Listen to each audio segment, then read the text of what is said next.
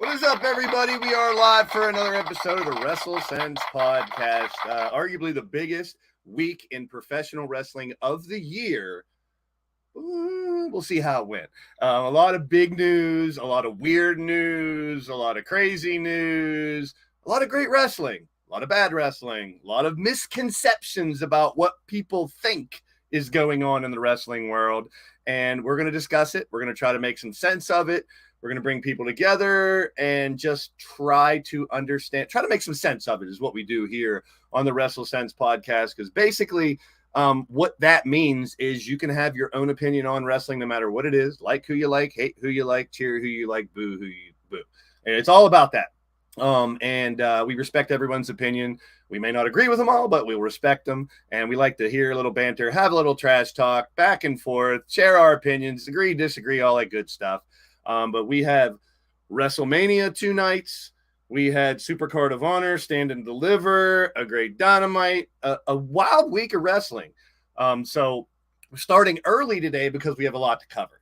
So if you're joining later, watching a replay, please hit the thumbs up. Make sure you share it out and leave a comment so I know you stopped by on the replay. We are going to go through some things on the Mania side just to get through, to get to the AEW stuff. We're not going to really harp on Supercard of Honor and Stand and Deliver, but we'll mention a couple things from it and talk about it. We'll be here for 8 hours if we covered everything on wrestling this week. But big news has dropped. Finally see some people coming in here. We got Walter in the house. Good to see you, Walter. Crushing Kelly in the building. Andy Price. We got global wrestling news. We got all kinds of news to talk about here tonight. So we're going to do it like last week. We're going to start out with one segment and bring the boys on and talk about it. So we're going to make some sense of it right here. Before we start, here we go.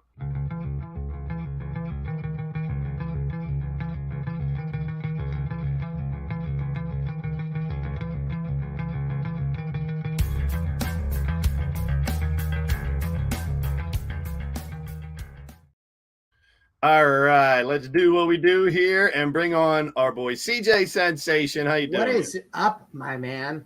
What a wild and maybe not so wonderful week. Yeah, for wrestling. Strange, wasn't it? I mean, it's kind of weird.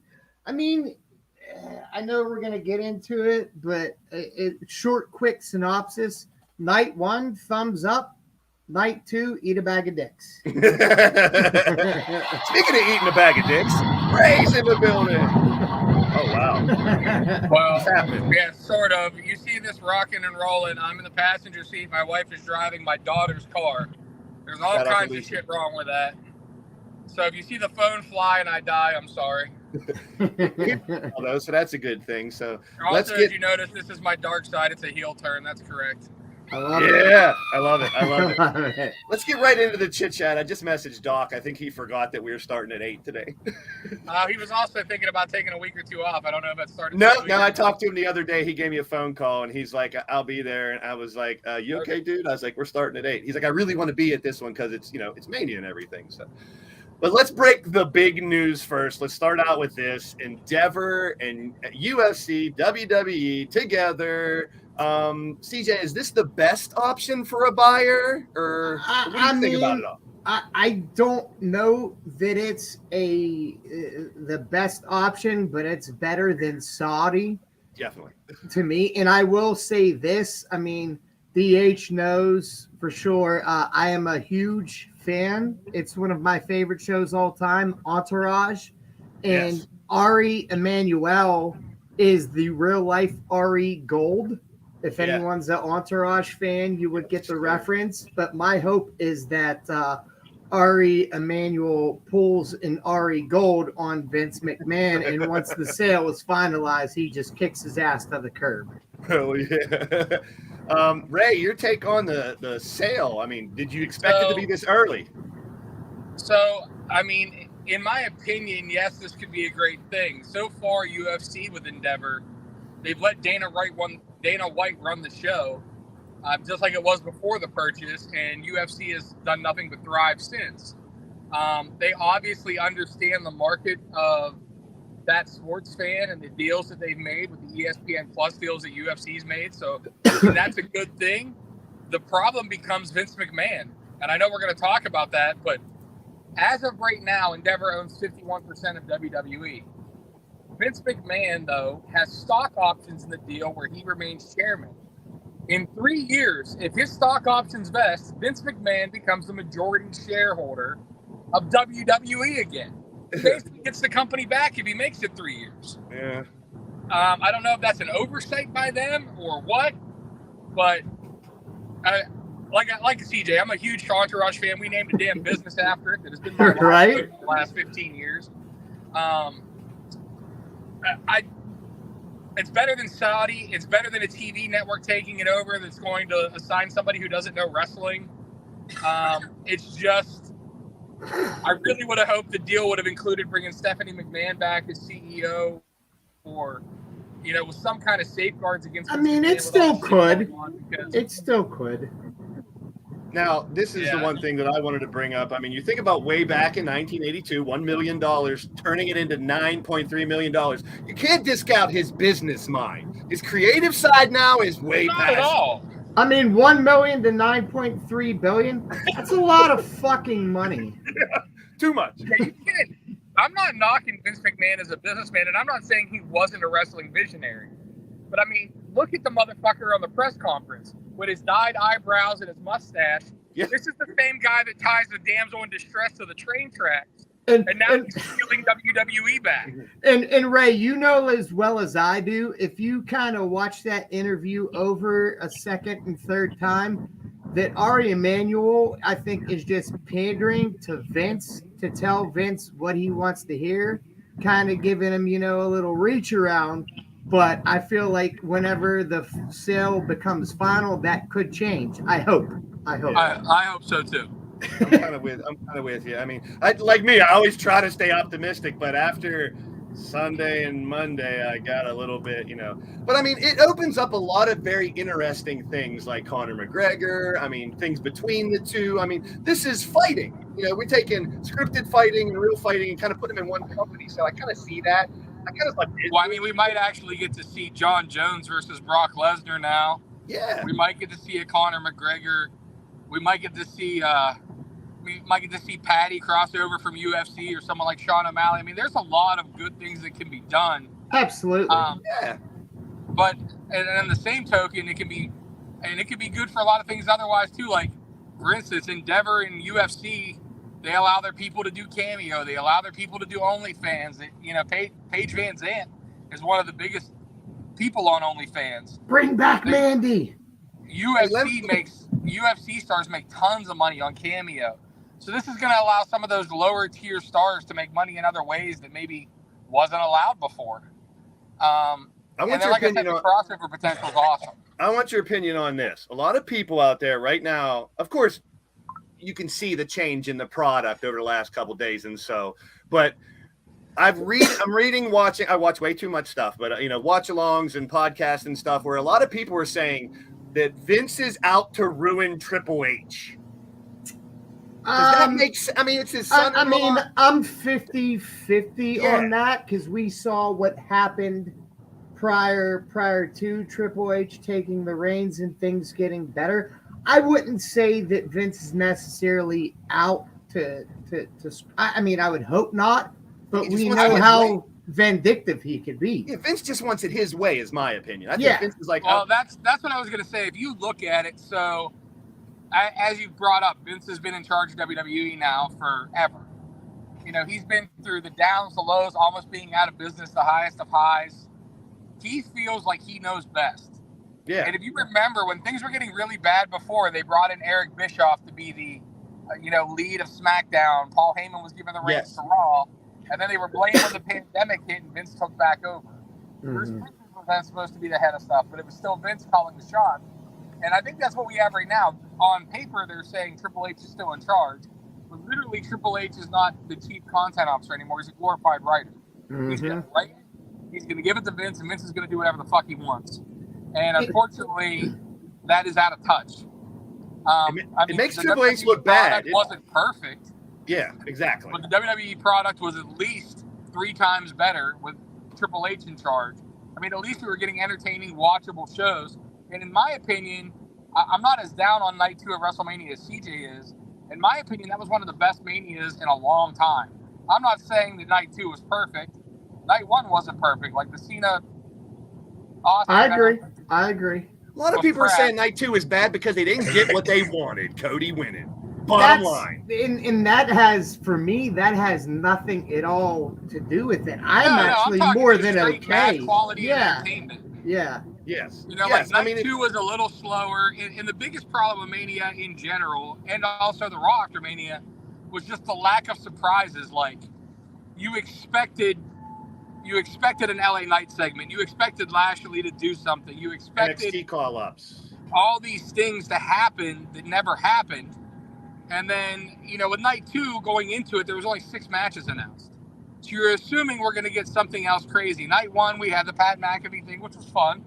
Yeah. With George Kittle getting involved. Night 2, Shane O'Mac being the surprise. I'm sorry, that doesn't pop me anymore. I popped. I'm not going to lie. Monday was 3 hours. And so did his fucking quad. 3 hours. This is the big shining thing that made me think Vince is really running the show again, because Raw was 3 hours, less than 30 minutes of wrestling. Yeah. So here's a surprise. Doc's in the building. What's up, my friend? Yeah, what's going on?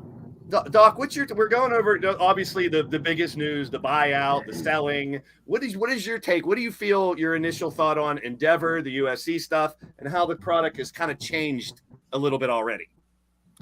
It's just a simple fact of money talks. It's, Vince was been trying to shop this thing around for a while, ever since the scandal. And if you think about it, as you can see right there, $1 million, $93 billion is what he made. So it is what it is. I'm hoping Triple H supposedly has something going on Friday. However, I know a lot of people were not happy with Raw, but I will say this. I think this is where you see the hard times segment of Cody Rhodes at WWE. I mean, if you want a champion, you want to see them go through hard times. You want to see them kick, crawl, go through the mud. I mean, Austin did it. The Rock's done it. True. Adversity always brings out big. So what I think it is Cody never had that. Cody had the peck. That was it. Yeah, that's true. But Cody never had obstacles like Brock and other competitors that would want the gold. You know what I mean? And I just feel that, they are starting something. I'm hoping it gets a little better. Yes, I was a little disappointed in Raw too. I mean, Riddle came back. Yay, rock on. But I mean, but even if Triple H was in charge, from what I'm hearing, Riddle was the only surprise we were getting on Monday regardless. Yeah. Well, so, and I expect the Raw after Mania to be huge, and they were hyping it up like it was going to be old school Raw after Mania. CJ? I think that has a lot to do with this whole Endeavor deal. And I mean, I could be wrong, but I think this has probably been in the works for quite some time, because I did watch the CNBC thing, and I can't, you can't believe everything you see online, but to my knowledge, that $9.3 billion, Endeavor is not really putting up their own stake with the monetary side of things, but they found other ways to get that money together. So take that for what it's worth. Yeah, it'll be interesting. I mean, this is just the beginning of the talk. I mean, once the sale's final, I'm sure we'll have more stuff to talk about. That could be 5-6 months from now, if I understand right. So let's talk, before we get into some of the big matches, the big shows that we had, and we'll skip over a good bit of stuff just to get to the meat of the subjects. Let's talk about injuries. Let's talk about the things that happened over the last week. Before you get into that, I just want to ask, did any of you guys see the hijack SmackDown post going around? So Fire Vince are going to get Fire Vince chants going. Out there to hijack SmackDown with Fire Vince chants, Fire Vince signs.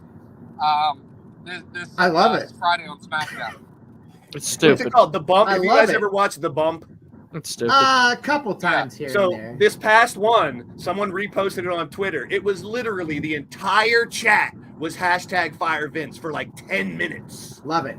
They're all coming together. So, I mean, hopefully Endeavor notices it at some point and realizes old man can still be the head of the company, but he can't be making these decisions for creative. We'll see. Let's get to the injuries, and we'll definitely revisit this throughout the show. Dante Martin, man. I tried to get a good shot of his foot completely backwards. Now, here's what I want your take on this, guys. Was it too much? Shouldn't he have done the spot? Or is that just what he does? Doc? Doc first, and then CJ, you could start. So go ahead, Doc. People are saying he shouldn't do high-risk maneuvers because he's going to get hurt. He get hurt walking outside and slipping on the ice. Anybody could get hurt at any moment, any day. It's pro wrestling. CJ will back me up on that one. I mean, you don't predict what injury you're going to get and when. The simple fact is this: it was a great spot. It looked awesome. It's just his foot got caught in the wrong position and snap. I mean, that's what happened. Look at Sid Vicious. All Sid Vicious did was go. If you remember that infamous injury, he went boom, boom. There you go. Snap. There it is. Yeah, and that's what happened. The only other time we've seen an injury exactly like that, Sid was just hopping off the top rope to give a big boot. Well, and it happened. So I mean, he didn't want to do that either. That's another thing. Sid did not want to do that maneuver, from what I read. Do you guys remember Eddie Guerrero when he did a frog splash and his elbow bone? Yeah, that was in Pittsburgh, I think. That was another one that really disgusts me, but that was crazy. So, I mean, hearts out to Dante Martin. The kid and his brother have had so much trouble trying to stay healthy, and stuff. But can I touch real quick on the Dante thing? Yeah, please do, please. And Doc, just like Doc said. The Sid thing happened from nothing crazy. And does Dante take high risks? Yes. But also in the same sense, did that spot really need to happen? That's for the match to be as good as it was? I don't think it does. No. And I mean, again, you could risk at any time of a match on the simplest thing, having something like that happen. But him doing what he did puts himself at a far bigger risk for an injury, and it's just not necessary. Yeah. So what was it? It wasn't to pop the fans, I promise you that. It was to pop the boys, and who gives a fuck? Yeah. Well, he's going to be out 6-8 months now or stuff, man. It's crazy, but we'll see. Oh, no. Hopefully he can come back and be better. And as somebody, I've shattered my ankle Like for every ligament in it, and 6 to 8 months my ass. Like, I did mine in 2016, and it wasn't nearly as bad as what Dante Martin did. Good and point. I still don't walk right. He may never be the same. Right. So let's talk about this one. The ladder spot that hit Finn Balor right in the grill, and then you saw the blood. You didn't see it as much because of the paint. Yeah. Until you saw the picture afterwards, and this is gross. It's like a nasty, 6-inch cut, man. And he finished the match. They did shorten it from what I read. They did. Bring it home when that's happening. But shout out to Finn Balor for putting up with that and finishing the match. I think I have the tough son of a bitch, man. I don't know if I did the third slide with him. They actually gave him an injection and staples right there at ringside. It's crazy. I mean, but wow. like CJ said, accidents are going to happen. Things are going to happen. That was an accident. Yeah, these are some of the toughest, biggest, roughest dudes in the world. And then the third one, obviously, this is funny. Shane O'Mac is back. 2 minutes. 1 minute. Shane is hurt. Like literally a minute later, the tweet was, "He's back. He's hurt." Yeah. And it was weird because is it in the McMahon family to blow out your quad when you come to the ring or something? I don't know. Vince and Triple H. Yeah. Trying to be like his dad. I didn't see it when it first happened, and when people were reacting saying that he's a legit injury, I was like, maybe he wasn't supposed to, go the whole match. But no, that was legit. It was bad. Again, Once I it was a simple leapfrog, but in the same sense, he's not training for this like he would if he was working a full-time schedule. And let's be honest, he's not a young spry chicken anymore. And that's why I have these both on here. You got a 50-some-year-old guy who doesn't wrestle all the time. You got a 20-some-year-old guy who's at the top of his condition, and they both had accidents. One on a little tiny leapfrog, one on one of the biggest spots we've seen all year. So, my biggest takeaway from that whole segment, like, it's not surprising that it happened to Shane. Just the ref. I mean, it's unfortunate. I would have rather seen what they had planned out. But props to Snoop, man. There's videos floating around of the cameraman telling Snoop to punch Miz. And then that's the ref based off. That's where I'm going to have to disagree. I give Jess the ref all the credit. You could hear Jess she made that call. audibly Rock or Snoop pulled people's it off. elbow. People's elbow. Yeah, but the very first punch, you can actually see the cameraman. There's a video, I think it's on TikTok. I saw it, but the cameraman's holding the camera to the side, telling Snoop, punch Miz, buy time. Yeah. Because One of the Jessica was worst. down checking on Shane at the time. So I love Snoop, and I love his love for wrestling, but some of the worst bouncing off the ropes I've ever seen. in my That's how life. he's always been. You guys remember in AEW when he did the splash? Yeah, from it the was top? brutal. But But God bless kudos him to- for yes. kudos First to shizzle. all three of them. For But shizzle, thanks, Doc. First shizzle. But I gotta give the main credit to Jessica Carr for being the navigator for all that. Yeah. Mhm. Noticing a problem, go and yet, like Ray said, I think you got to give credit to everyone involved. Oh, So, for yeah, sure. I give for Jess sure. the most. For They made shizzle. a good thing out of for shizzle, out of a bad thing. But I Real will say quick. this. Go I ahead, will say this. Special. I was going to send it. Get well wishes to both Shane McMahon and oh my Dante. God, Dante Martin. Because I mean, Dante Martin. Like I said, I'd actually met Dante personally. A great guy. You know, he's really cool to Bodie. During the All Out Fan Fest. Actually, Bodie brought a tear to his eye. Bodie told him whenever he met him, I guess, I want to be just like you when I start to wrestle. I want to do the same exact things you do. And he like held his heart like this and said, man, nobody's ever said that to me. Actually got down, hugged him. It was really cool. But that's just a simple fact is that you see Dante Martin was, I mean, they were going places. Top Flight was going places. I don't, care what anybody says. I thought they were, going to be a top tag team here in the tag division in a couple months, but now again they're put on hold. I feel bad for both Martin brothers. They both had bad luck injuries. The other one more than Dante, but like I said, I hope the best for both of them. Like I said, poor Shane, man, that in front of a record-breaking crowd, and boom, he looked like he's trying to do the wobble, and it just went down quick, man. So. Yeah, definitely. So injuries were a part of the weekend as well, obviously. Did anybody get to watch any of ROH's Supercard? I watched it the following morning. What'd you think of it? It was pretty solid. The Vikingo Commander match. I mean, it's the athleticism is top notch and unreal, and that's what you expect out of a match like that. But for me, I'm not discrediting either of those gentlemen as being fantastic performers. I would like more of a story. You could still do all those athletic things and tell a story with it rather than it just being a spot fest. Ray, That's just me, though. No, I got you. Well, one thing you get in ROH every time is good fighting, good wrestling. Oh, for sure. You definitely get that there. Ray, did you get to see any of it? I didn't see any of it. I watched highlights. I couldn't really watch the whole thing, but I did watch the whole Vikingo Commander match. And I agree with CJ. I mean, there was no story to it. It was just a spectacle match. And I mean, if you take it as that, it was really good. But Yeah. again, that's not what wrestling is. Wrestling's about the storyline, and there was no story to that whatsoever. I love Other the than, shit look what I Commander. can do. Fuck you, look what I can do. Yeah. I love what Commander does, but damn, does he run the ropes a lot? I mean, Yeah. he could be the next one to go down with a bad injury. I'm not 4 or wishing that on 5 anybody. times last night, I think. I mean, we got a new TV champ, Samoa. We got the same world champ, and definitely a highlight of that match between Commander and Did you say no? There wasn't a new TV. Yeah, champ. there wasn't a I'm sorry. TV champ. I'm sorry. Tag champs. I'm sorry. Yeah.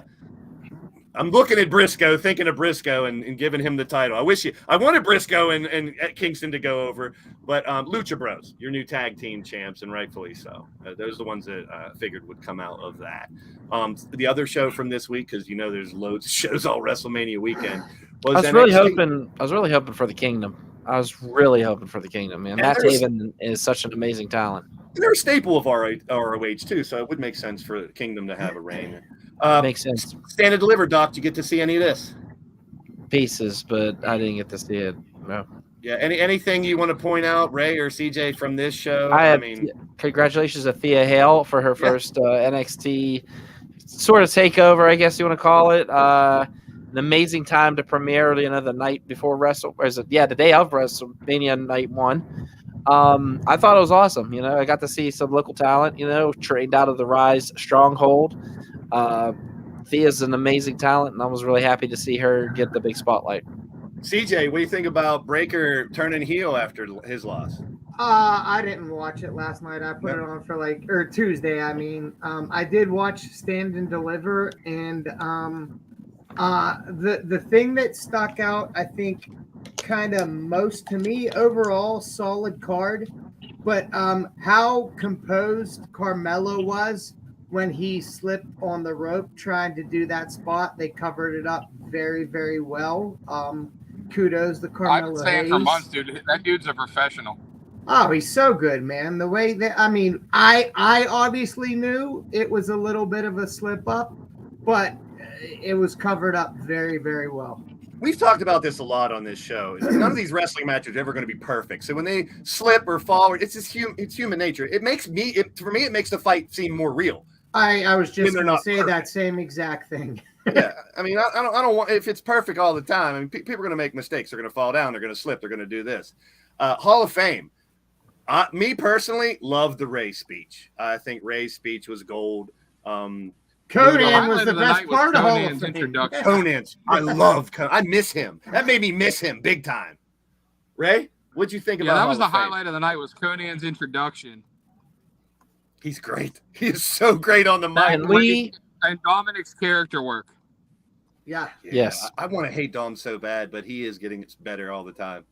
Doc? So I gotta say, for all four of us, could we all agree that Ric Flair should not give another induction speech as of? I laughed. I don't enjoyed think it. Ric Flair should do fucking anything. I enjoyed it. I thought it was funny. I love Flair. I love Flair. I want to introduce Seen you our to the uncle. Hall of Fame. But let me tell you about this one time that I got herpes in fucking Mexico. With Thank you. He's hitting it right on the head. Here. Fucking Well, terrible. who is Ric He Flair? ruins been about? things. He's He about ruins himself. things, man. He ruins things. Hall of Fame. I'm still bitter about that. Yeah. And then Muda, you figured he'd be all right about it, but no, he just kept on. Oh, I did this in Japan. I did this. Who gives a fuck what you did in Japan? Probably a bunch of whores. Oh, Jesus. I mean, Seriously, I don't motherfucker. see I'm anything talking- wrong with that. I'm just saying, talk about Muda. It was about Muda. That's I would not have Ric much Flair, rather though. seen Shinsuke or Thank you. Asuka introduce the Muda. I mean, they mean so much to him, and I get that their English is not great, but I feel like the emotion would have came through so much more than, oh, well, Flair worked Muda a dozen times over 20 years. Let's use him. Yeah. Like, Why I not would borrow rather Sting see from Asuka or AEW? Shinsuke. What Asuka about looked like- Sting? I wish, Sting I had doubt. such a great feud with Muda, man. I would I mean, love it. Yeah, but but they- Sting's they under would use contract to them. another company, so I get why he couldn't do it. Yeah. I'm And sure I'm Tony sure Khan Tony would have would let have him let out. him. Nah. If they were letting anybody, it's Christian for the Bruce. My understanding, though, was that Muda had asked Flair to do it. I would- So. Did he Flair's really? About Flair. Yeah. Flair's about Flair. It's not really a surprise. But Asuka looked like a fan. You see a look on her face when Yeah. Muda was doing his thing. What was So her idol? it would have been nice. But Hall of Fame was good. Shorter, which was better.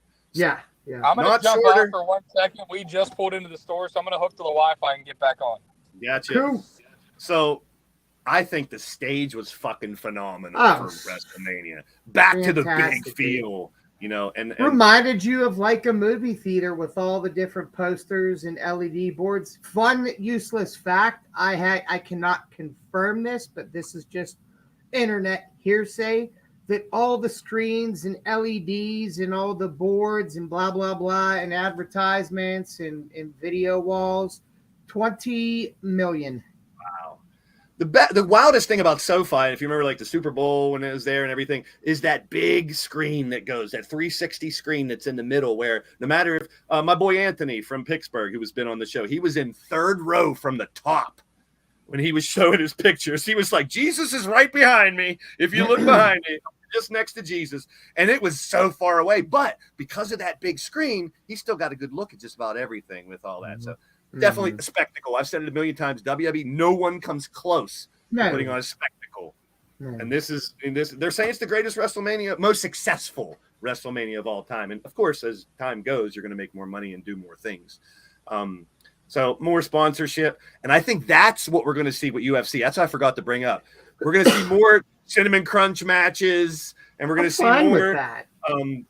Mountain Dew blackout matches. You're going to see more advertisements around the ring and stuff. That's nowadays. Look at NBA uniforms and stuff that have advertisements, and UFC's been doing that. So I think that's what we might see more with WWE. But overall, like Ray said, it was a good WrestleMania. It wasn't bad, but we expected more. After night one, I expected more. Yeah.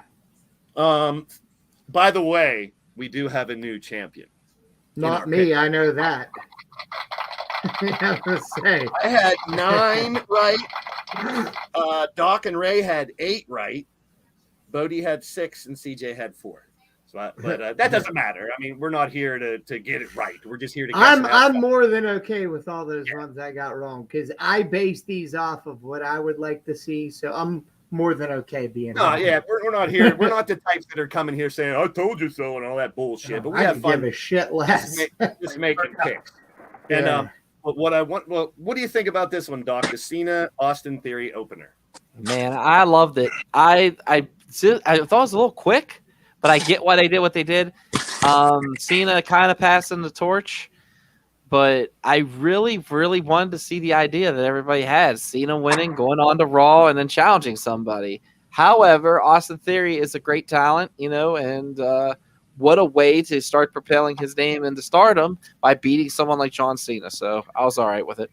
I think this started out the show kind of like we've talked about how AEW starts their shows with a hot match. This was a hot match to me. It made me excited for the rest of the show. I disagree. I thought I disagree. Yeah. I mean, you both have pretty good points in the match itself. Wasn't bad per se, but for me, the best part of this match was Cena's entrance. But his face running down was gold. In Doc, not that I'm disagreeing with you, but to me, this wasn't a passing of the torch. John Cena is known to go into business for himself. And if this was a passing a torch, in my opinion, he would have not blasted him on that promo like he did. Yeah, it was kind of un-Cena like that promo. One thing I want about Cena, I mean, when he was younger, he just had the hair right here. He's got bald. He could easily get a fade and not see that bald spot because that looks bad. Or he hair, get hair plugs. I was just gonna say, or he could pull a Doug Allen and see Dr. Ziering and spray that shit just for a match. So Ray, Tommy Dreamer and Chavo got like world class hair plugs. Cena can't afford that shit. Mm-hmm. What turns you off on this, Ray? Honestly, I just thought the match overall was put together shittily. I mean, if you're gonna put the kid over, then why do the fake tap out thing?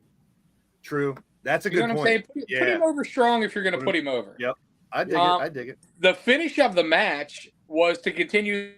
Then there's no follow up from Cena the next night. So why do we have that finish? There's no follow up to the storyline apparently. So what's the point of that? That's a great point. It does. And then the other thing is, in an opener of WrestleMania. And especially this WrestleMania because we didn't have 18 dark matches in a battle royal before the main card ever started. I would have much rather seen the 4-way tag title or tag match, which was phenomenal, way better than it had any right to be. You can keep going. Be that first match and get the crowd going.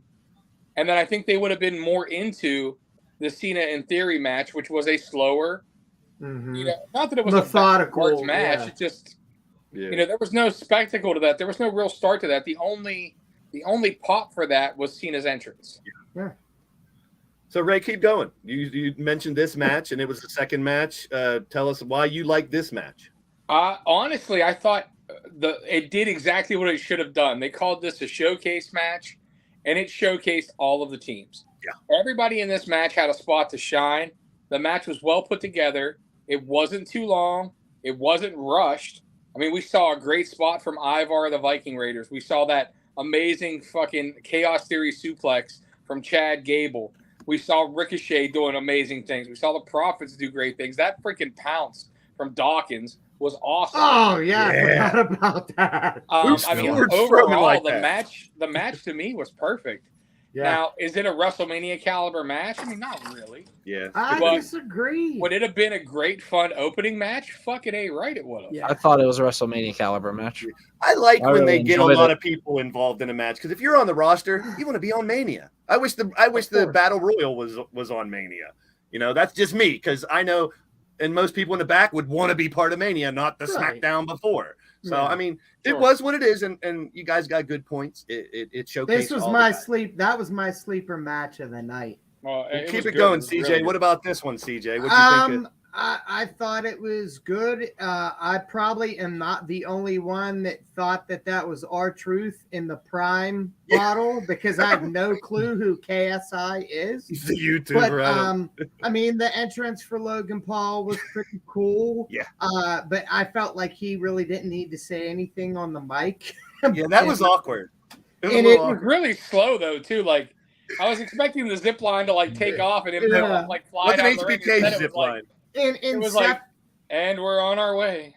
Do you think they did that on purpose to be No, super no. careful because of maybe. past things? With And Seth's entrance was cool, but I did not like the piped in music with it. Why not just let the crowd do what you wanted them to do? True. Well, They when he do. did the first side, me and Doc were watching it together. When he did the first side, I was like, oh, they're piping in sound so the crowd knows what to do and they get him started. And then when he went to the other side, I was like, now there won't be piped in sound. And then they did it again. I'm like, what the fuck? Like you, Yeah. I'm like, let the crowd do it. They know what to Yeah. do. Doc, I want two parts to you. This match, and then I want your thoughts on Seth's segment on Monday, where he comes out, and then there's this shot while they're at break where he's talking to people, and he didn't look happy.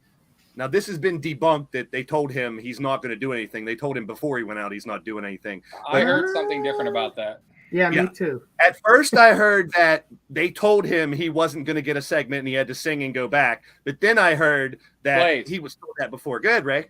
No, you said you want Doc's thing, and then you're breaking it all down. Doc, break the shit down. Bottom line, Seth Rollins, Logan Paul, it was awesome. It was an awesome showing by both. It really showed Logan Paul what he could do in the ring, and man, for that kid could work. He did a great job, I thought, and I mean, I thought the Prime bottle was entertaining. I thought it was hilarious. My son was actually drinking Prime during the event as a joke. It was pretty good times.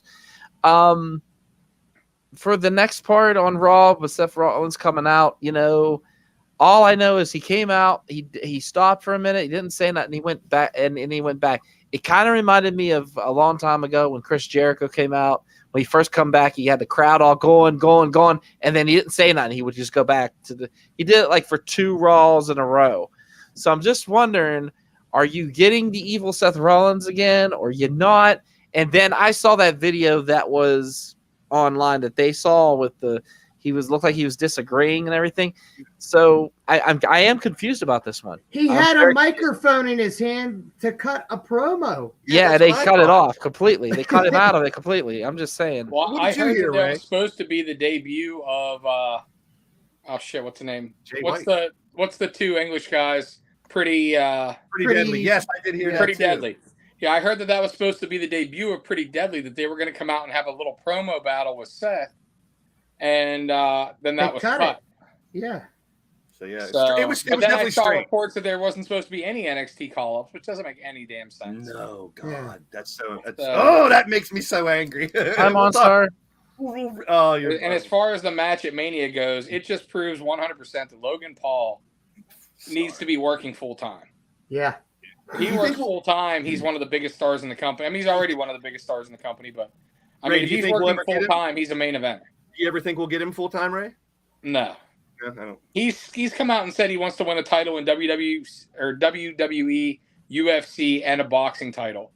So as long as his shit's all split like that, then you're never going to see him focus up. And I mean, why would he? He's getting paid probably a ridiculous amount of money from WWE. He's probably he gets a ridiculous amount of money every time he boxes. And if he does a UFC fight, it's going to make a ridiculous amount of money. So Mm-hmm. I mean, anyone have it anything is on what it this is. match? We thought about a Trish turn. I don't really care about this match. Anyone wants to say this anything? I match was don't. the worst match of the weekend.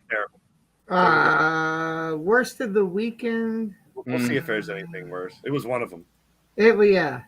CJ, Ray, and Dominic's match.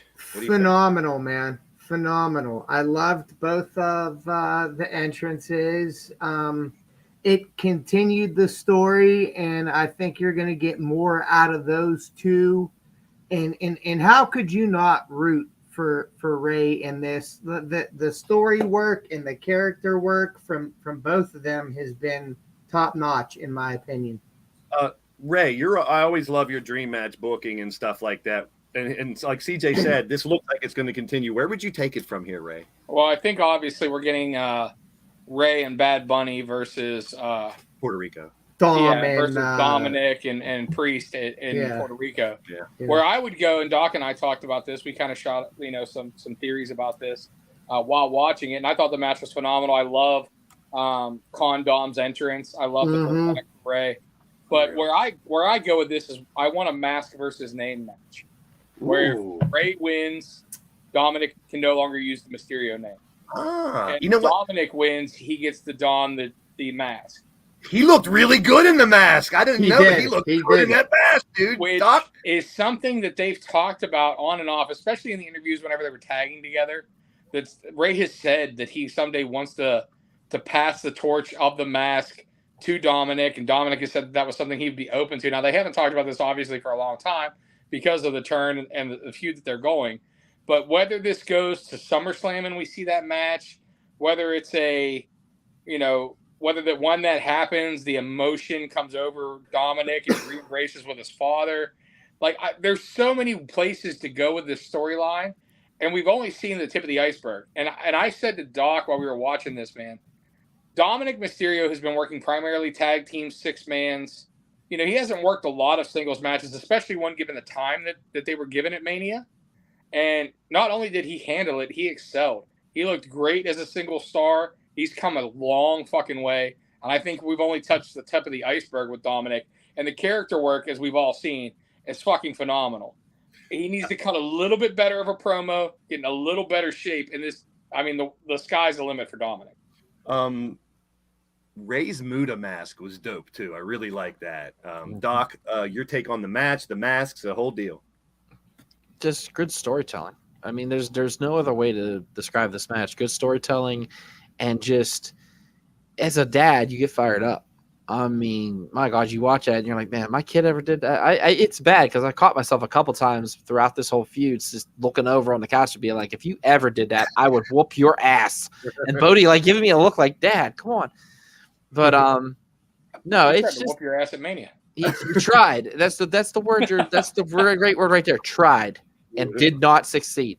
But fucking 8, dude. Yeah, well, guess what? There's still a challenge for me. But the thing is, we gotta have hey, this is why I have you. But what I'm saying is, you guys really appreciate this match for what it was. Just the simple fact is, if you look at the sacrifices that both these guys have made this weekend for this match, Dominic couldn't even be out there for his own father's Hall of Fame speech. He got out of there before the tears started flowing. That is why he got it. Not only just to sell, but the simple fact is, he was, that's a great story of Ray. Just hearing everything from him. And, just the fact that he got up, Rhea grabbed his arm, and just the boos rang through that building.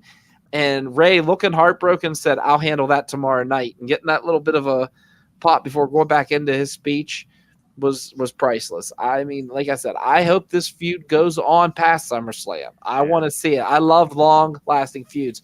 I mean, you go back to some of the long-lasting feuds, Rhodes and Flair, Tully Blanchard and Magnum TA.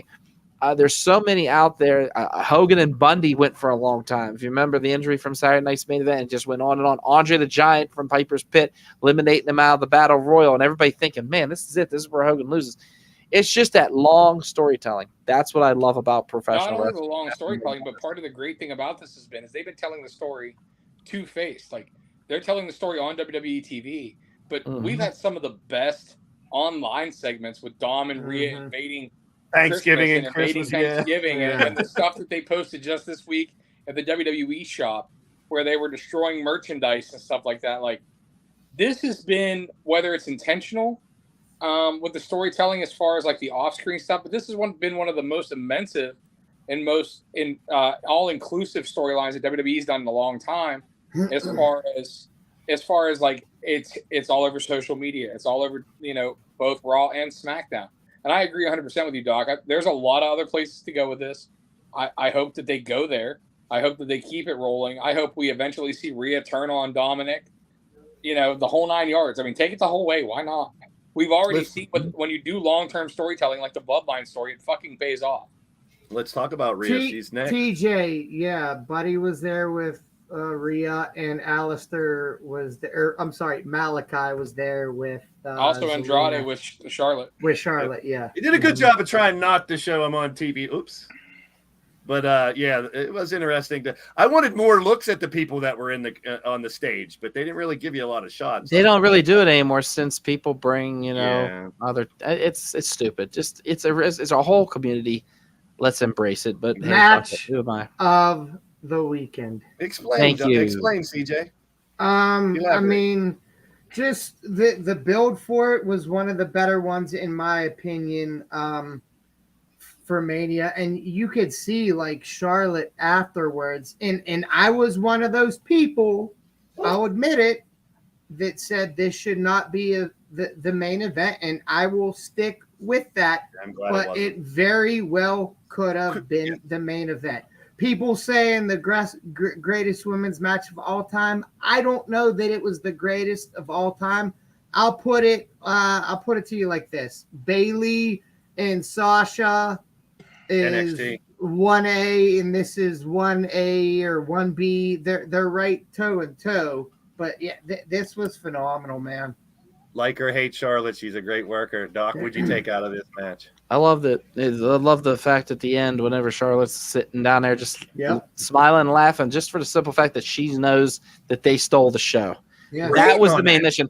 The mission wasn't just to get Rhea over and get Rhea that belt around her waist. The mission was, let's go out there and show them why we should be the main event. Yeah. And they did it, man. I thought that was one hell of a match. My God. Just the near falls and everything. They had everything down to a professional, precise T. And you can't take anything away from either one of these ladies, man. It was a phenomenal match. Main event. The one that we didn't think was going to be the main event, but was, to me, lived up to it. I mean, like we talked about, the storyline with the Mysterios, the storyline with this, you can talk about for 3 hours, but I think the right decision was made, and we got new tag team champs. Sure. Ray, how'd you think about it, Ray? Main event. I think it was the right call. I love the celebration at the end with them finally winning, and finally getting, a little comeuppance, if you will. One of the things about this match, and they went totally different than I thought they were going to go. I thought this was going to be a crazy high energy match. I thought they were going to brawl all over the arena, but they went psychological with it. They told a great story with the match. I love that. It was a great thing to do, because it also gives you now a bunch more for this feud when the Usos come back for the titles, for us to see some batshit brawls like we know they can do. To see some crazy stuff, because now we saw the psychological, work of the match. Now we can go a little farther with it and push the limits. One thing I want to point out about this match, there's so much bullshit given to the Young Bucks, given to a bunch of other non-WWE tag teams about super kicks and the use of them and all that. There was 46 fucking super kicks in this match in the main event of WrestleMania Night 1. I'm just saying. It told a great fucking story. I'm happy we have Sammy and Kevin. I can't wait for this feud to continue, because I think these four can make a shit ton of magic. And I think it was just a great moment to close Mania with two lifelong friends that have truly been friends through all that stuff, holding the titles. Doc brought up, and I'll give him full credit for it, but it brings back the, that hearken to Eddie Guerrero and Thou We Shall Not Speak Of, whenever they Chris both won the Benoit, titles. I'll fucking say it. I don't care. Chris Benoit. But whenever those two friends, both won the titles and had that embrace, at the end of Mania and the streamers and the fireworks, we got that with Sammy and Kevin, and this feel good story of how far they come and their evolution, if you will. Was it during this match where Michael Cole said El Generico would be proud, or was it another match? Yeah, it was good. That was good. I liked it. So Mania Night 1. I mean, overall, what'd you guys rate it? I was going to talk about this match a little bit. Talk about the match and then give a rating. That's what I meant. Okay, I'll hurry up. But what I was going to say is, like I said, you got so invested in this feud, but I wanted to bring back the final 3 haluva kicks. If you look at his face, if you just did that whole story, everything that Sammy went through, everything that Roman put him through, the Usos, just the bloodline, shitting on him, picking on him, being it was so cool to see the guy that was getting bullied in the schoolyard finally put the bully in his place. I loved it. And I mean, he had that little bit of remorse because, yeah, he did. He actually wholeheartedly did love the Usos as friends, but he knew this had to be done. This had to be the lesson that he had to teach these young bucks. And my God, no pun intended, young bucks, but you know what I mean.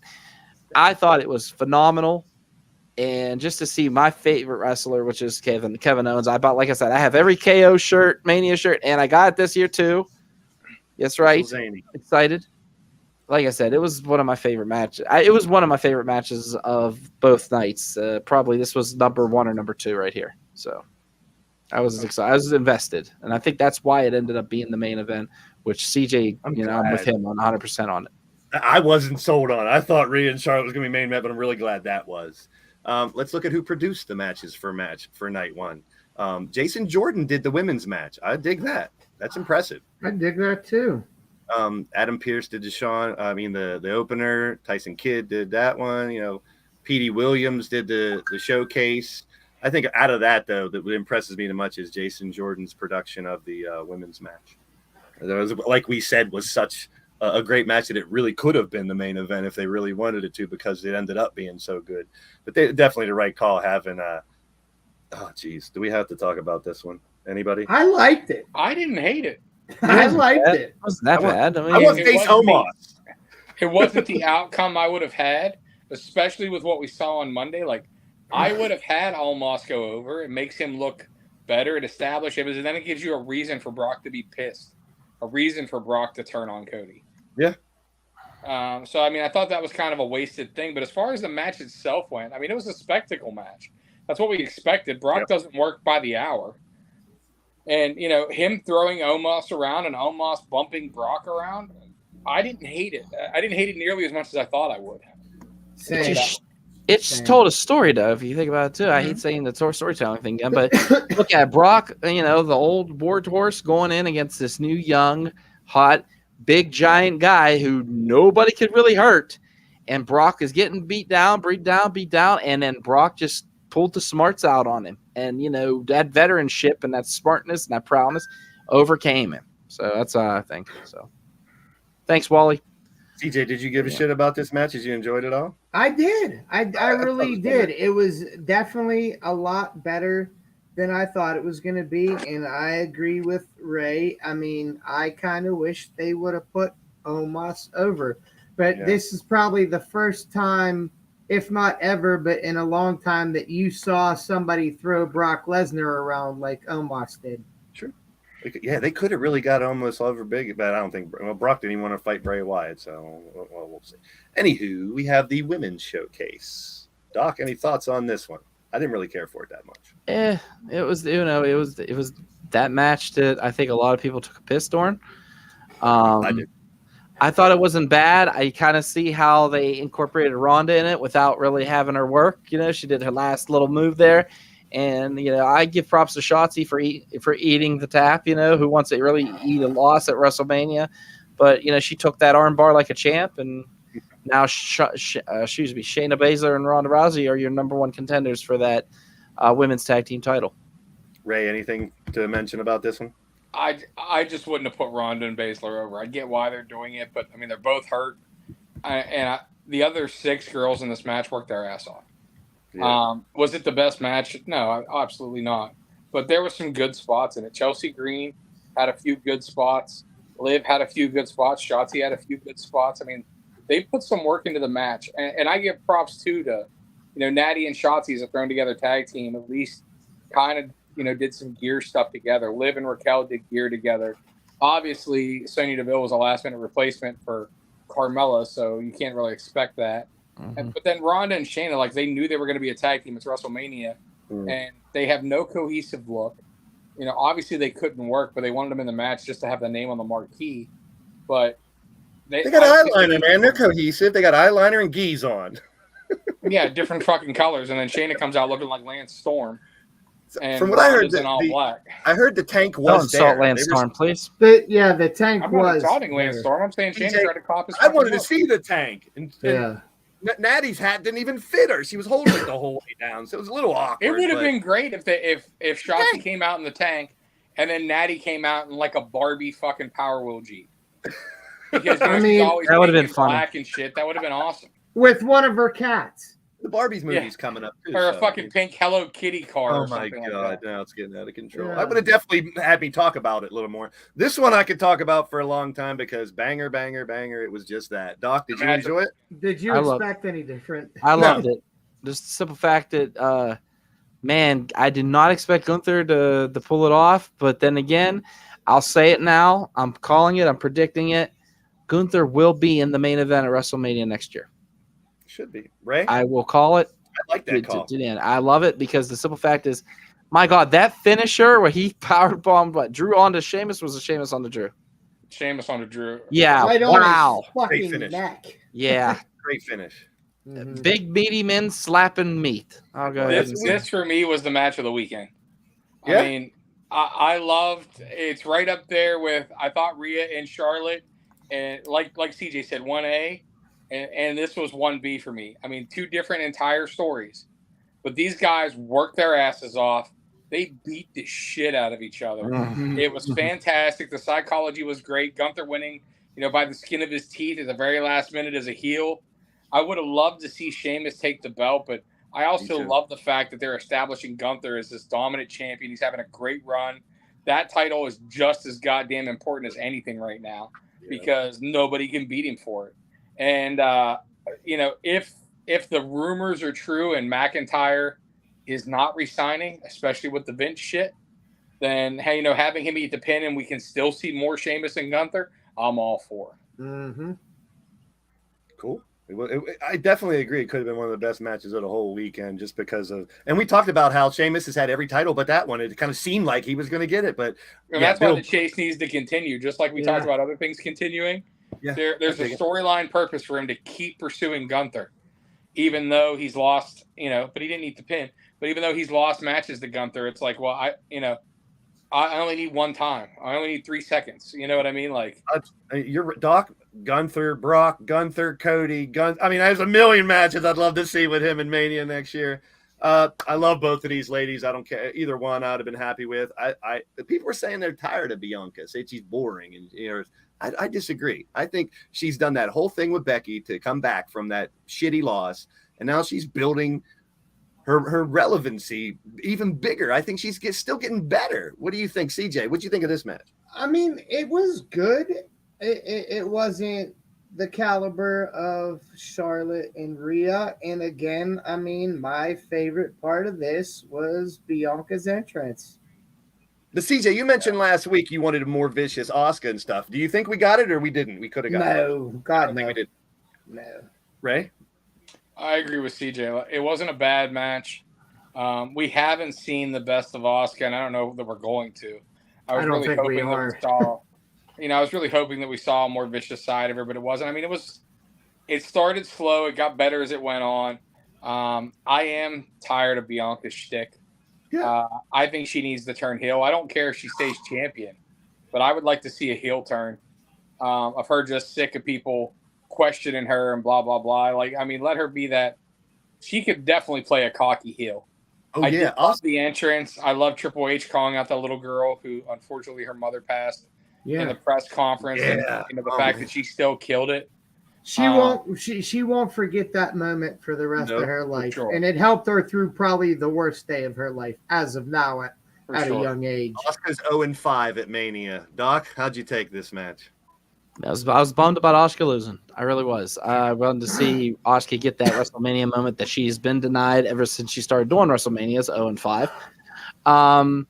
But I will say I really like the fact that they had Bianca outsmart her. She went to use the mist. She moved out of the way just in time and then landed, I think, the KOD right after that. However, like I said, I liked the outsmarting. It wasn't like she dominated Asuka. I liked how it was back and forth. It was nothing compared to Rhea and Charlotte. That blew everything out of the water, I think, when it comes to women's matches. But I thought these two did put on a pretty good match. So we talked about the injury earlier to Finn Balor in the Hell in a Cell. But a couple things before I get to your comments here, just to go through a couple slides. We got the different look of Edge coming out, no brood, which was a little surprising, but I didn't mind it. It was a different type of entrance. I thought he looked like Clytus from The Last Warden, very much so.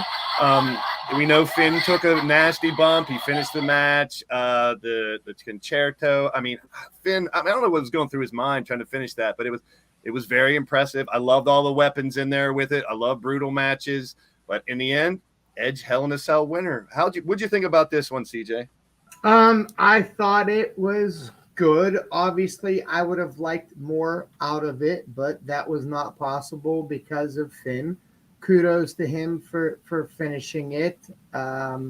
It was solid, and we all know that they were probably going to do a hell of a lot more had it not been for Finn's injury. I mean, I know this is the end of it, but I wouldn't mind a redo on this. That's just me. Good point. Ray? It wasn't bad. Why change the color of the cell to then paint every fucking weapon red and purple? Explain that to me. That's my fucking takeaway. Yeah, I didn't like the colored tables and stuff. That was corny. That was dumb as shit. The entrances were cool. Like everybody else, I would have loved to have seen the Brood thing. But I love that he used Raining Blood. We got to hear Slayer on a freaking WrestleMania. That's awesome. There's a really cool video floating around of Beth backstage dancing with Edge's mask. Just fucking hyped in the back. But yeah, I mean, overall, it was a good match. I mean, what a better way to blow off a feud than Hell in a Cell at Mania. I do hope, unlike CJ, that they blow it off. Yes, they could definitely have another great match, but I mean, I've seen it enough now. I thought I had the tweet storyline for both where they talked about that. Go ahead, Doc. What'd you think about this Hell in a Cell? Like I kind of agree with Ray on the color tape. We were making fun of it in my house. I'm like, what is going on here? And I'm thinking the only thing I could hear, a little voice in the back of my head, like, Dad, let's say everything colored. That's some good shit. But I will say, Finn Balor, man of the year on that one, because my God, usually in pro wrestling you continue your match, you try to continue it, but the simple fact is, I mean, they had to stop it for that one. There was no. Yeah. It's just a little. I bet you if it was just a little cut, they would let it roll, but Edge, not that big. Edge, hand me my brain.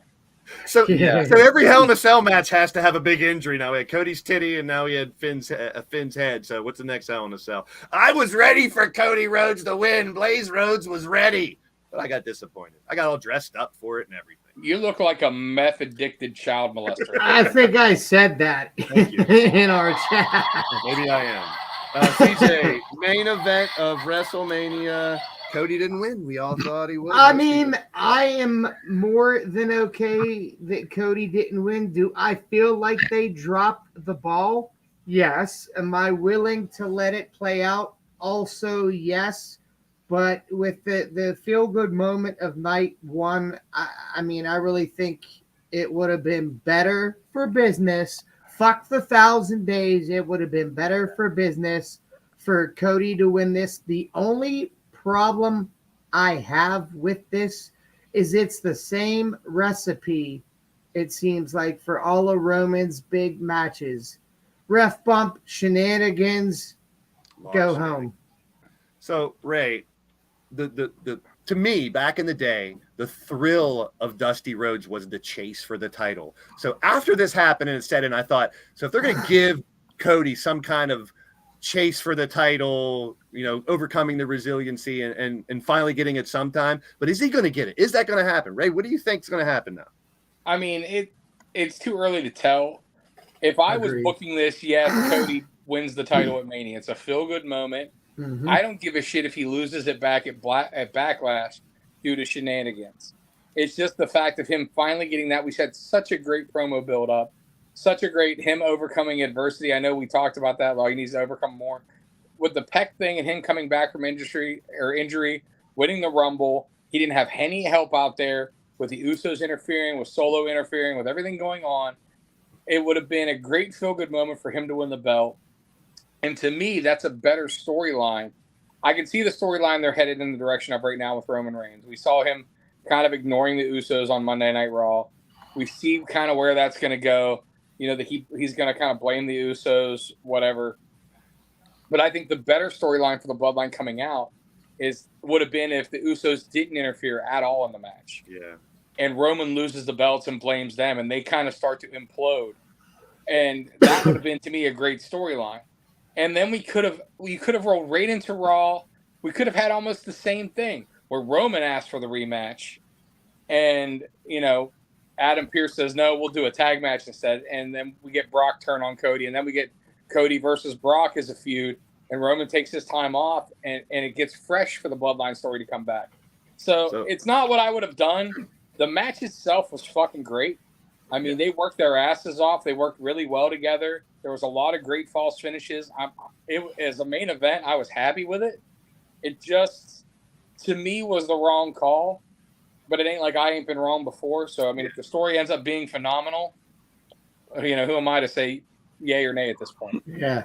Early tonight, Doc, you mentioned it. The adversity that Cody had is only his pec injury. I mean, he doesn't have any huge losses. I disagree with that. He didn't. Why do you big disagree with loss? that, please? Okay. Every time. You want to know the other adversity he's overcome? Yeah. I'm talking his old tenure in WWE, leaving and coming back, Stardust, Dash and Cody, Mustache Vince Cody. He's overcome a lot, but in recent time, you're 100% correct. Yeah, I'm talking about the last run, but yeah, but I mean, there's a last run, but the thing is, like, you have this last, he did have that last run. I know what you're trying to go with this, but the simple fact is, what I'm thinking is, do you see, they're having Triple H come out a lot. They had him come out on Raw. They're having him come out on SmackDown. Do you see kind of like Stone Cold Vince? Do you see maybe them saying, okay, he smashed the throne. Let's bring it into a story. Let's have Triple H be the one that's throwing all these obstacles. Like, I don't want you as my champion. Fuck you. Look what you did. Like, talking your shit. We're going and starting this other pissant company. Like, throw that in there. Have fun with that. Like, I wish they clearly were saying that they're burying Cody because he thrashed the. Has nothing to do with it. But you could make a story out. You could make a fucking great storyline out of it. I like where Doc's head's at, but I would have done that with Cody as champion. You give Roman his time off. Cody's on Raw celebrating his title, and then you have Triple H come out and cut the promo on him, just like you said that you weren't supposed to win last night. This was never your story. Blah blah blah. And then we have them throwing every obstacle at Cody and him overcoming that as the champion. Until we get the Bloodline back, where maybe they stack the deck and Solo's the referee or whatever, and you know what I mean. Like there's a great story there that's missed. Now, is the story they're telling going to be bad? I don't know, but there's such a great story that was like. I think everybody's just overreacting because who knows what Vince is really doing backstage? Is Vince in Gorilla? Is Vince? Oh yeah, he is. They said definitely in Gorilla. They said when Triple H went out, he sat in Gorilla. Yeah. Okay. Everyone say as soon as something that happens that they don't like, oh, Vince did that. That's no, all Big Daddy Dave Meltzer reported it. Fightful reported it. Like these are not fly by night things. This isn't like a report from BubbaLovesWrestling.com or some shit. Like that. These are the most hooked in wrestling, journalists around saying that Vince took over. That, I heard script after script was ripped up. All the angles. I heard, and this is just a goof, but Triple H did that opening promo so he'd be out there for Vince to take the fucking reins. Yes, that's what I heard. Well, and he's gonna do it again tomorrow. Triple H is cutting a promo on SmackDown too, so Vince wants to make sure he gets the fuck out of the way. And it's going to be the same old bullshit as it was Monday. We're not going nowhere. I hope it's not. I know you guys make fun of me for being Mr. TikTok because I always put TikToks you on are TikTok. I love them. But there was a TikTok of a WWE employee bringing out to the production staff, the guys that were running the hard cam and shit, they're bringing out production changes.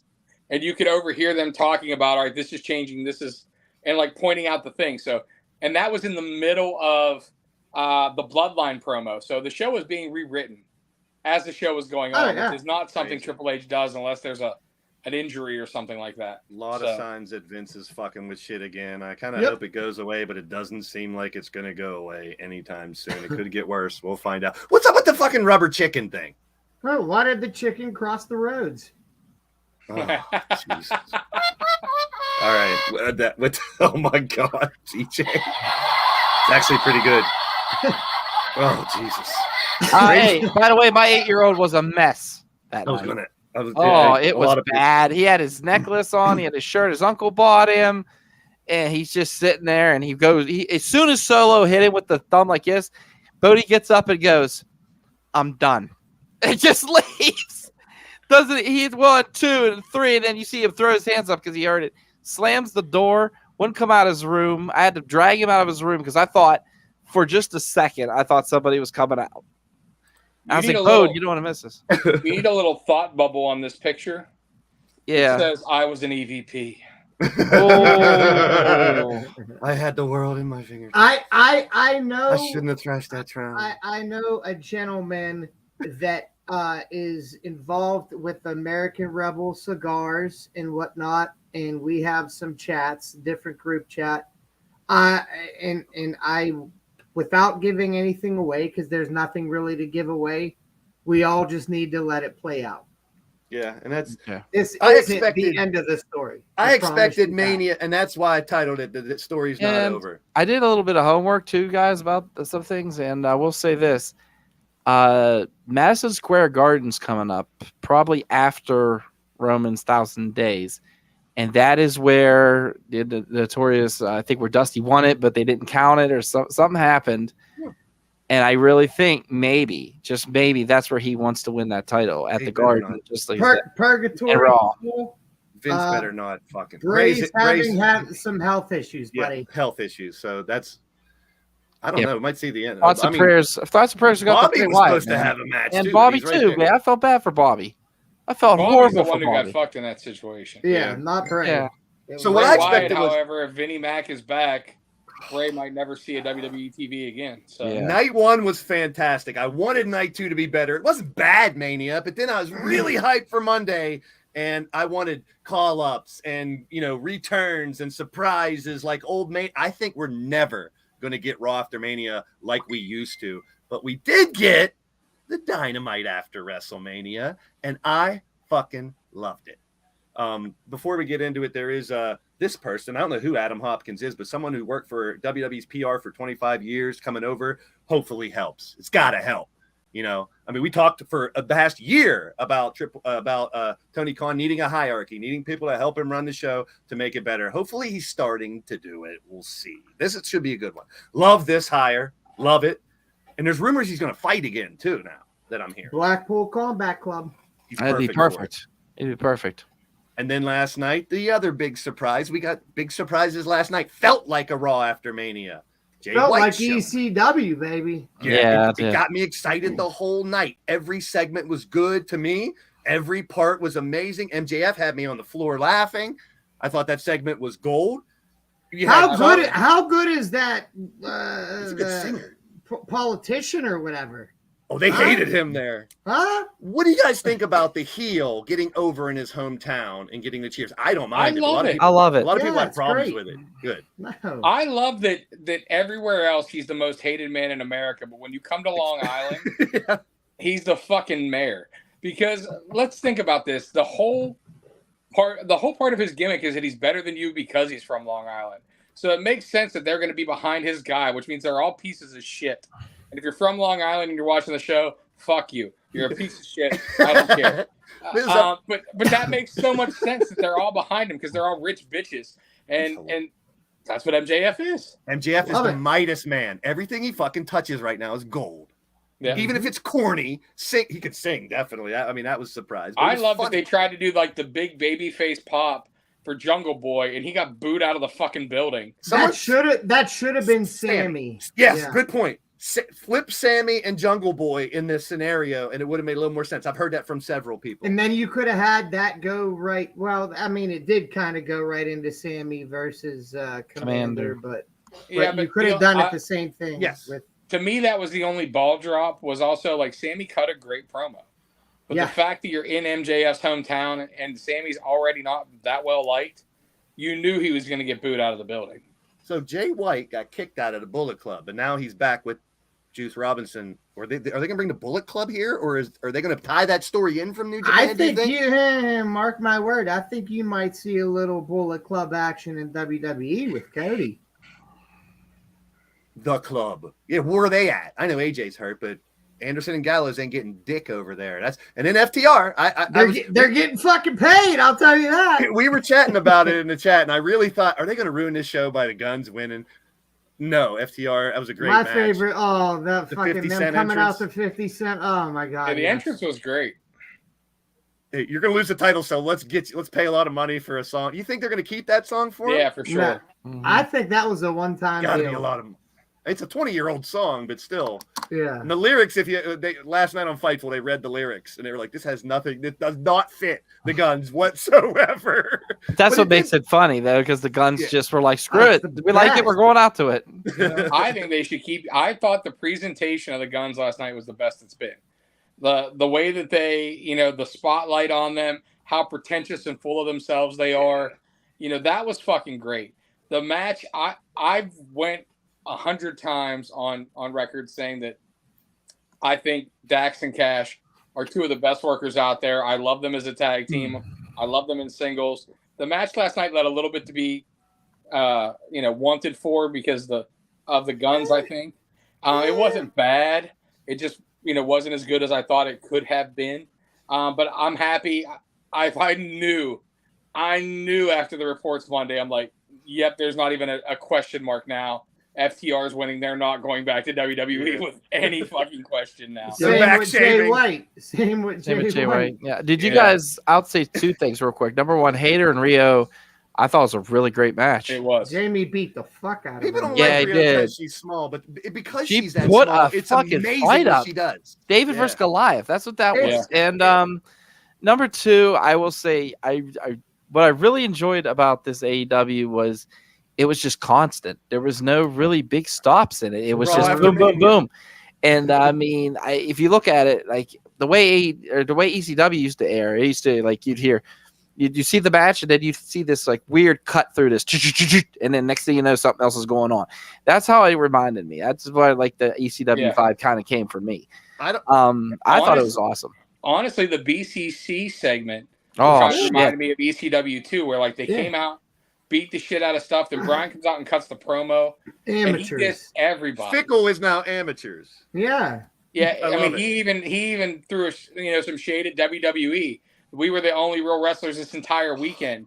I mean, that's throwing shade at ROH and WWE and everything. And honestly, I fucking love it. Like, you want credibility, you got fucking credibility with those guys. And I mean, that stable is going to be phenomenal. And I obviously love Hill Danielson. Yeah, Me too. always. And Hill Claudio and Hill Moxley. And Yuta's a dick, whether he's a heel or a babyface. Which I love it. Like, And they were he's just a cracking on cocky him little too. What did they prick. call him? They called him something. Danielson, he's a piece of shit or something, but I Yeah, still it's my love piece him. of shit or our piece of shit. It was classic. They're good. I had good feelings through this whole. I mean, I kind of got it down because I expected more for Monday. This brought me right fucking back up, and I want more. I want more. I want more. I want more. And there seems like they want to give us more because we didn't even talk about the big announcement, which I think is huge. People are already shitting on it because they're not going to fill it. Who cares? Black out the whole top section. Fill the. You're still going to get 50,000, 40,000. Do they not That's fill huge. it though? I hope they do. Let's be honest. I don't think they do. I don't I think don't think they fill it. It's a That's lot of that's fucking 90. tickets. That's 100,000. They're going to give Don't away a get me wrong, shitload. it's a lot of tickets, but all I'm saying is it really all comes down to pricing. Like, if you charge regular pricing for 20,000 of those tickets, the 10,000 that are in the bowl and the first section, but everything else you sell as a $10 ticket.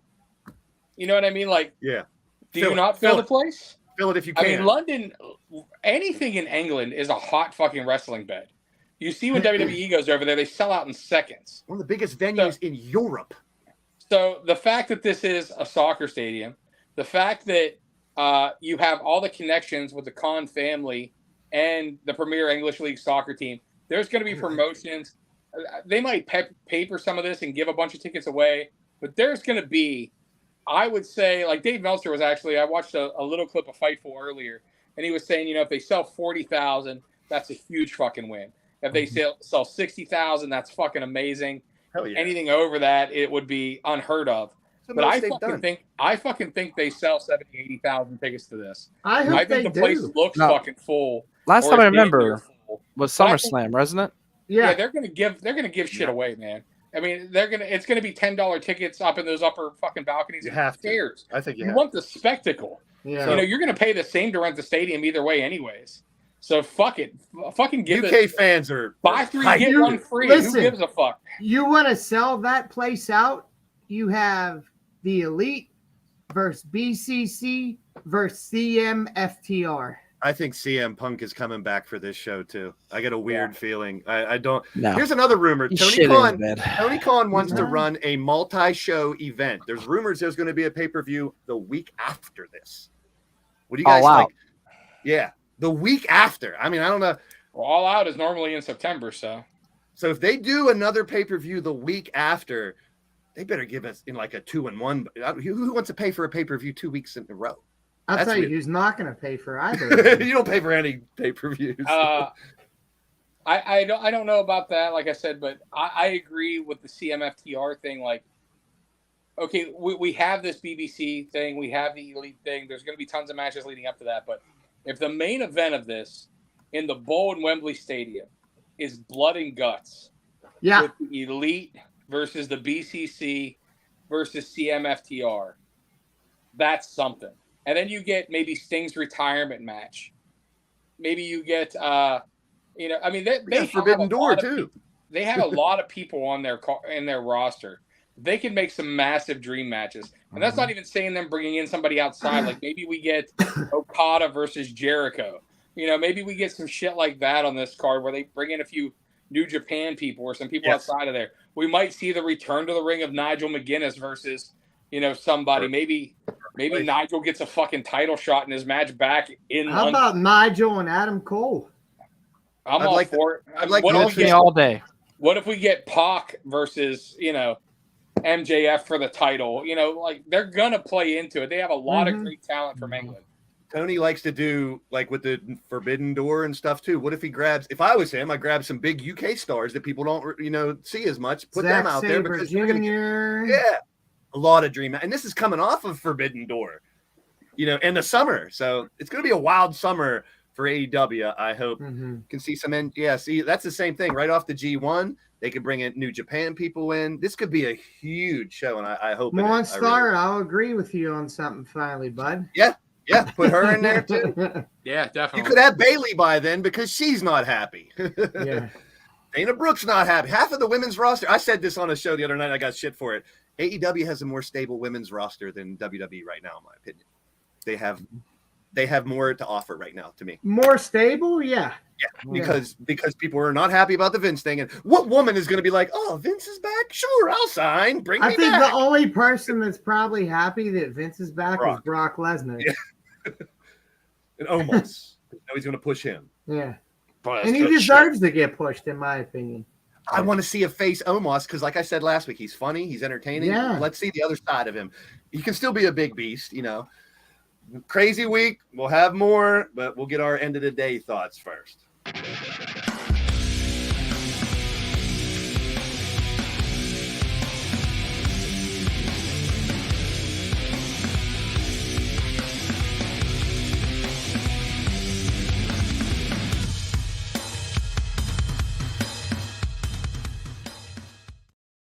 Before the end of the day thoughts, I got not really breaking news, but earlier today I saw a tweet that said WWE has secured trademarks for Triumph, for Pantheon, and for the Gruesome Twosome.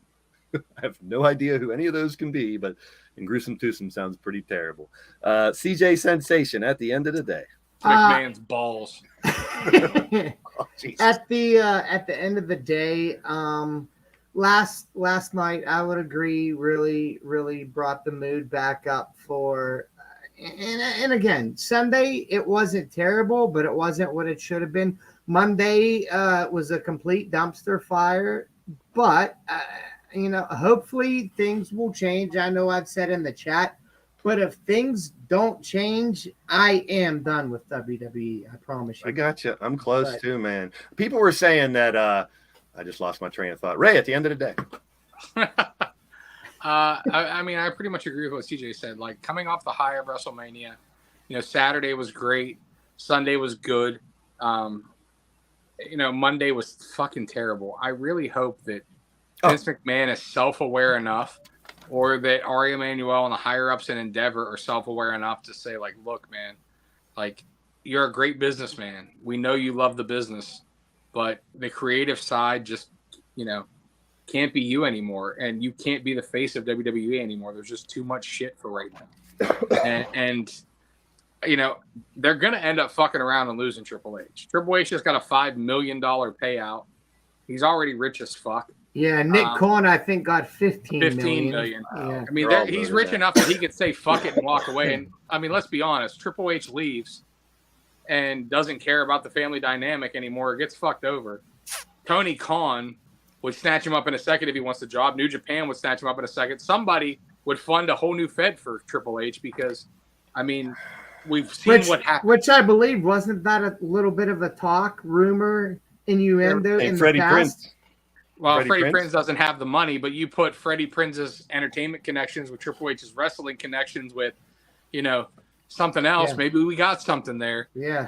And obviously, we've now seen a company can start from nothing and become a main part of the landscape in very little time, which before this was unheard of. But AEW has shown it can be done. Yeah.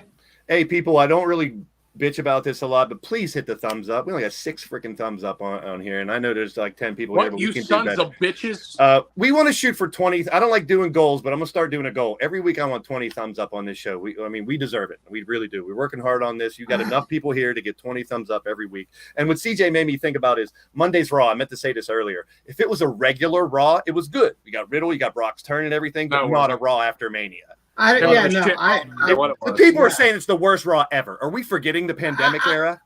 It's not the worst Raw ever. I mean, 30 minutes of wrestling and a 3 hours. We've had that a show. million times. 17 fucking promos. Commercial-free first hour with 3 minutes commercials of wrestling in the first hour, and commercials before the hour. Doc at the end of the day. I'm not saying it was great. I'm just saying I just want to get my point across that I'm not saying I liked Raw. I'm just saying it wasn't the worst one ever. People are fucking ridiculous. Doc, at the end of the day. At the end of the day, it's wrestling. Enjoy it. I'm taking a break next week. I'll miss all 3 of you. At the end of the day, I am going to do some LTD wrestling after this, 2K23. So join me. If not, we'll see you next week. And fuck you, motherfucker. I haven't got to say that for a while. Fuck off, CJ. I love you guys.